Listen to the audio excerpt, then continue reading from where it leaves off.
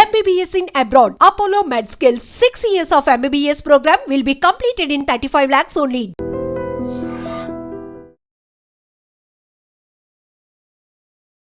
Hi hello నమస్తే welcome back to iDream Media. ఈరోజు మనతో ఉన్నారు senior consultant psychiatrist MD MBBS అయిన డాక్టర్ కళ్యాణ్ చక్రవర్తి గారు. ఈరోజు ఒక interesting at the same time చాలా నీడ్ఫుల్ ఆఫ్ ది అవర్ అని చెప్పొచ్చు.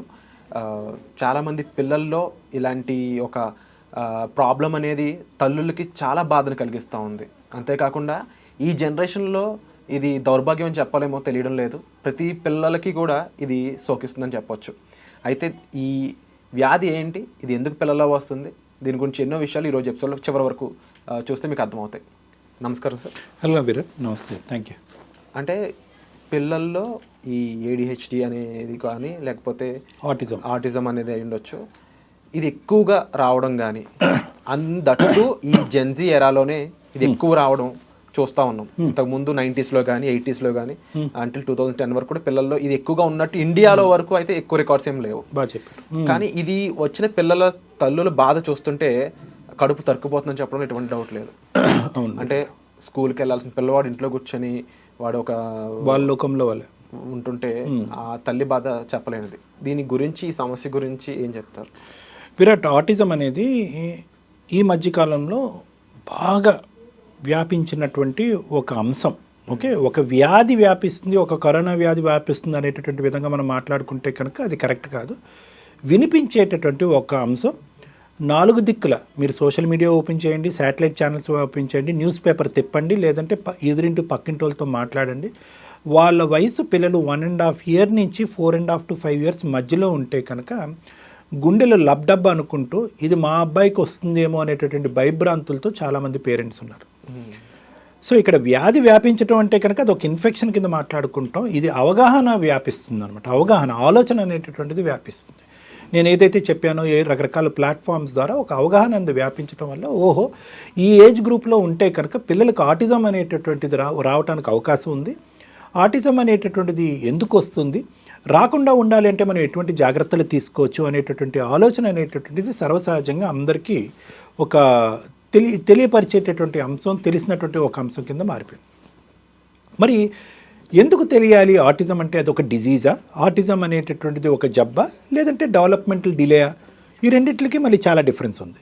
డిజీజ్ అంటే కనుక అదొక వ్యాధి, డెవలప్మెంటల్ డిలే అంటే కనుక డిలే, మాటలు రావటం డిలే, నడక రావటం డిలే, ఆలోచించడం డిలే. ఈ డిలే అంటే ఒక 2 ట్రైన్స్ ఉన్నాయనుకోండి, ఒక ట్రైను సూపర్ ఫాస్ట్ ఒకే దెబ్బతో సికింద్రాబాద్ నుంచి విజయవాడ వెళ్ళిపోతుంది. ఇంకో ట్రైన్ అనేటటువంటిది చాలా స్లోగా గూడ్స్ ట్రైన్ లాగా విజయవాడ స్లోగా వెళ్తుంది. డిలే అంటే కనుక స్లోగా వెళ్ళేటటువంటి అంశం. డిజీజ్ అంటే కనుక ఒక వ్యాధి, దానికి ట్రీట్మెంట్ ఇస్తేనే నేను ఇందాక చెప్పినట్టుగా ఆ ట్రైన్ అనేటటువంటిది స్టేషన్లోంచి కదిలి ముందుకెళ్ళటం అనేది జరుగుతుంది. సో ఇక్కడ అంటే సారీ టు డిస్టర్బ్ సార్, ముఖ్యంగా ఈ పిల్లల్లోనే ఇది ఎక్కువ రావడానికి గల కారణాలు ఏంటి?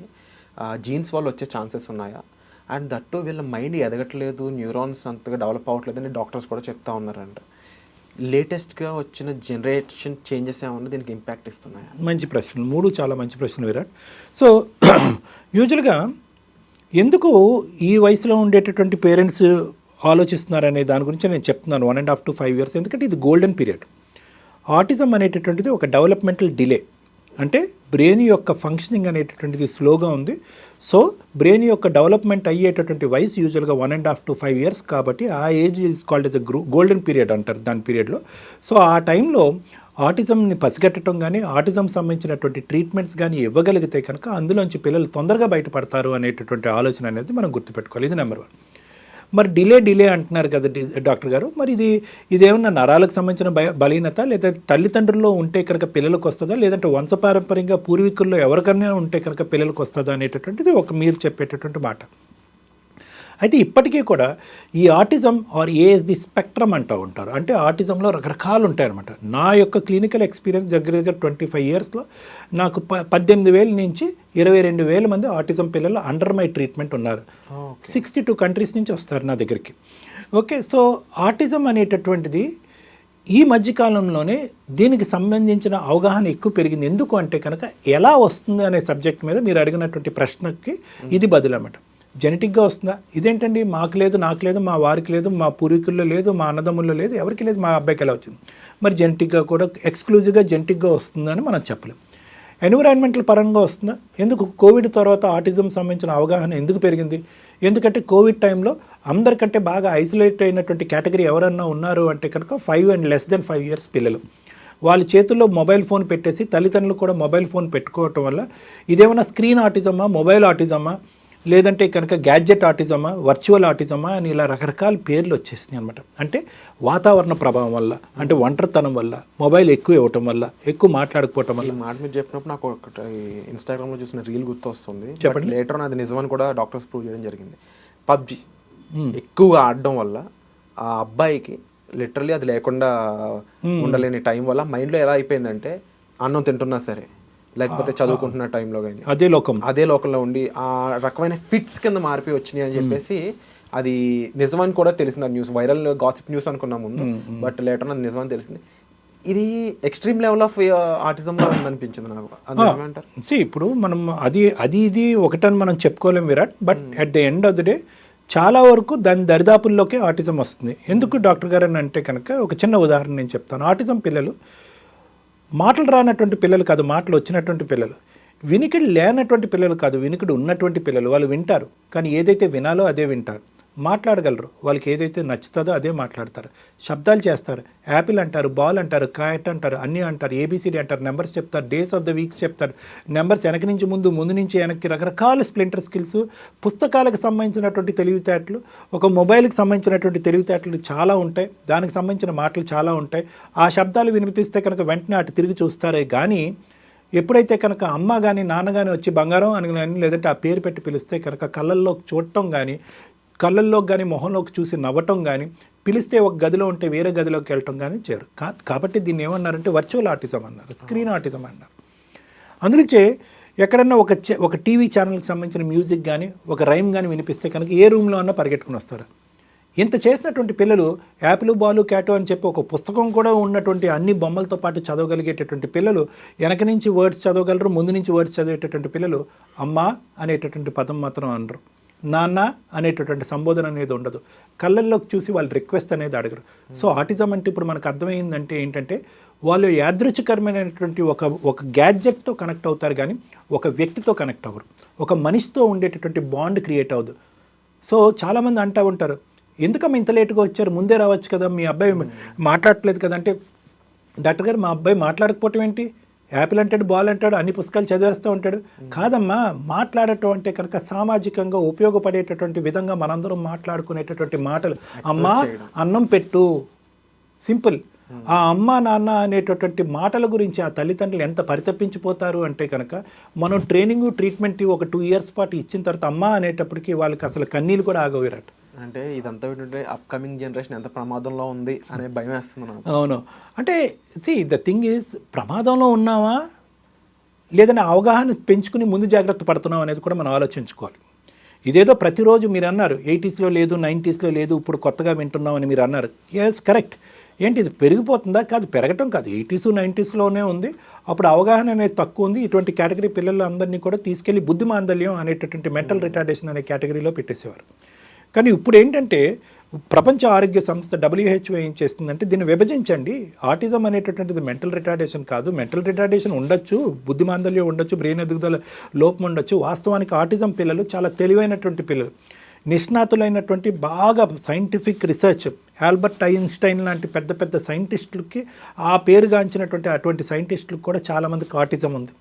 అంటే ఏంటంటే ఆ స్పీచ్ ఏరియా సెంటరు, ఆ సోషల్ ఏరియా సెంటర్ అనేటటువంటిది తక్కువగా పనిచేస్తుంది. కానీ ఓవరాల్ బ్రెయిన్ యొక్క ఫంక్షనింగ్ అద్భుతంగా ఉండటం వల్ల వాళ్ళ ఆశయ సాధనలో కానీ, జీవితంలో ముందుకెళ్ళటం కానీ, అకాడమిక్ ప్రోగ్రెస్ కానీ, కెరియర్ ప్రోగ్రెస్ కానీ, చదువుపరమైనటువంటి తెలివితేటలు వాళ్ళకి మించిన వాళ్ళు ఎవరు ఉండరు. వీళ్ళ కెరియర్ పరంగా నెక్స్ట్ ఫ్యూచర్లో వాళ్ళ ఫైనాన్షియల్గా కానీ ఏ రేంజ్కి వెళ్ళే ఛాన్సెస్ ఉంటాయి. ముఖ్యంగా ఎందుకు అడుగుతున్నానంటే ఒక బ్రిటన్ డాక్టర్ సంబంధించి ఒక సిరీస్ ఇస్తుంది, ద గుడ్ డాక్టర్ అనేది. ఆటిజం ఉన్న ఒక పర్సన్ డాక్టర్ అయ్యి బెస్ట్ సర్జన్ ఎలా అయ్యాడు అనేది. ఇది ఇండియాలో కూడా పాసిబిలిటీ ఉందా? ఎందుకంటే ఇక్కడ రోగాన్ని రోగంలో చూడరు, అదేదో పెద్ద పాపంలో చూస్తారు. ఎందుకంటే అంటిల్ అన్లెస్ మీలాంటి డాక్టర్స్ ముందుకు వచ్చి ఇది ఇలా అని చెప్పేసి ఆన్ కెమెరా చెప్తున్నారు కాబట్టి ఎంతో కొంత మారుతుంది. అదర్వైజ్ చాలామంది ఇలాగే ఉన్నారు, ఇలాగే చూస్తున్నారు. వీళ్ళు మీరు చెప్పినట్టు కెరియర్లో ఏ రేంజ్కి వెళ్ళే ఛాన్స్ ఉంది?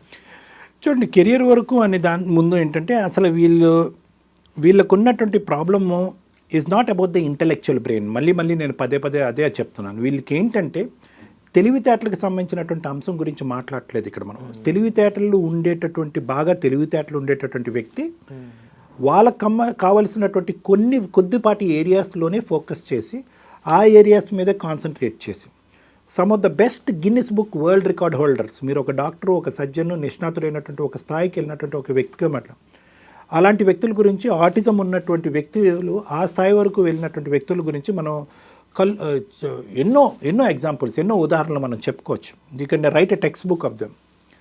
అంటే percentage of mental retardation, brain ఎదుగుదల ఉండదంటే కొంత పర్సంటేజ్ ఉంటుంది, కానీ ఎక్కువ శాతం స్ప్లింటర్ స్కిల్స్ ఉంటాయి. అంటే స్ప్లింటర్ స్కిల్స్ అంటే ఏంటంటే ఈ వ్యక్తులకు ఒక రీజన్ ఆఫ్ ద బ్రెయిన్లోనే ఈ ప్రాబ్లం ఉంటుందండి.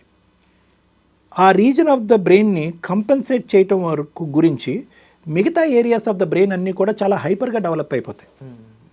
వాళ్ళ రైటింగ్ స్పీడ్ కానీ, వాళ్ళ లెక్కలు కానీ, వాళ్ళ బ్రెయిన్లో ఉండేటటువంటి క్యాలిక్యులేషన్స్ మీరు ఇవ్వండి. 8572 ఇంటూ 8654 ఇవ్వండి, ఇలా అంటారు, చెప్పేస్తారు. ఈరోజు 2 పిల్లలు వచ్చారు, ట్విన్స్ 2. మీరు మీ డేట్ ఆఫ్ బర్త్ చెప్తే కనుక మీరు ఏ రోజు పుట్టారని చెప్పేస్తారు వాళ్ళు. అంటే వారం, ఆ రోజు మీరు మంగళవారం పుట్టారని చెప్తాడు వాడు. ఎప్పుడైనా 50-60 ఇయర్స్ అయినా, లేదా 16th October 2047 ఏంటంటే కనుక వాడు చెప్తాడు సండే అంటాడు. అంటే స్ప్లింటర్ స్కిల్స్, ఆ బ్రెయిన్ యొక్క ఫంక్షనింగ్ అంత బాగుంటుంది.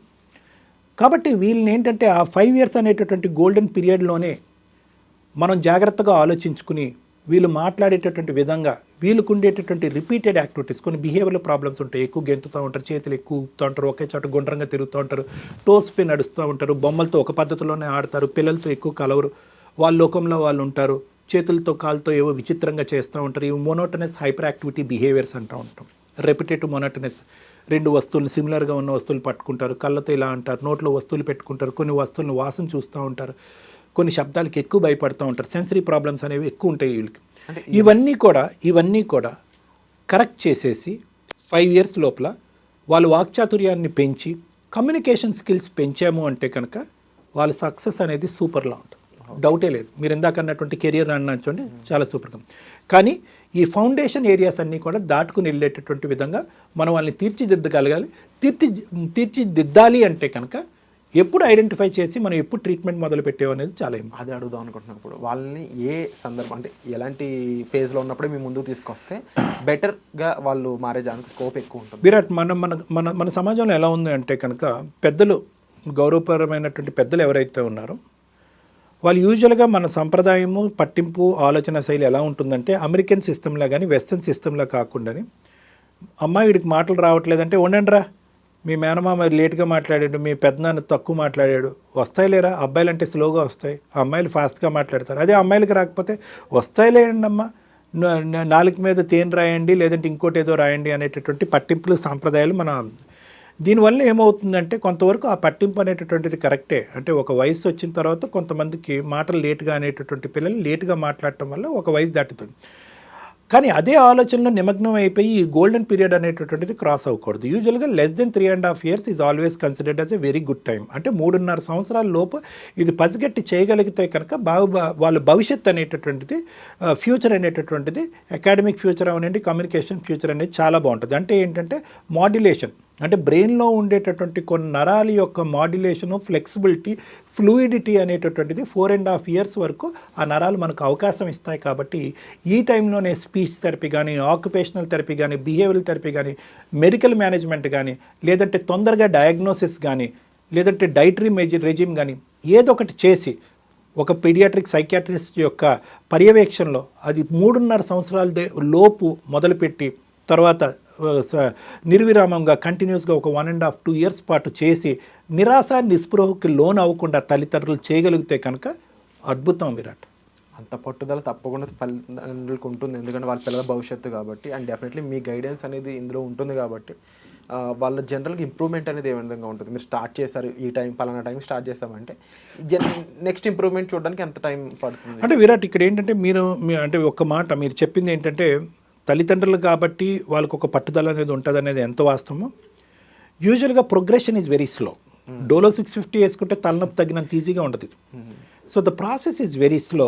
సో మనం ఏమంటాం అంటే కనుక పేషెన్స్ అని చెప్తూనే ఉంటాం. పేరెంట్స్ వచ్చి సార్ మేము వచ్చేసాం నెల 15 రోజులు అయింది రాలేదంటే, అమ్మ అసలు వాస్తవానికి ఇది ఎందుకు వస్తుందో తెలియనటువంటి విచిత్ర వ్యాధి ఇది.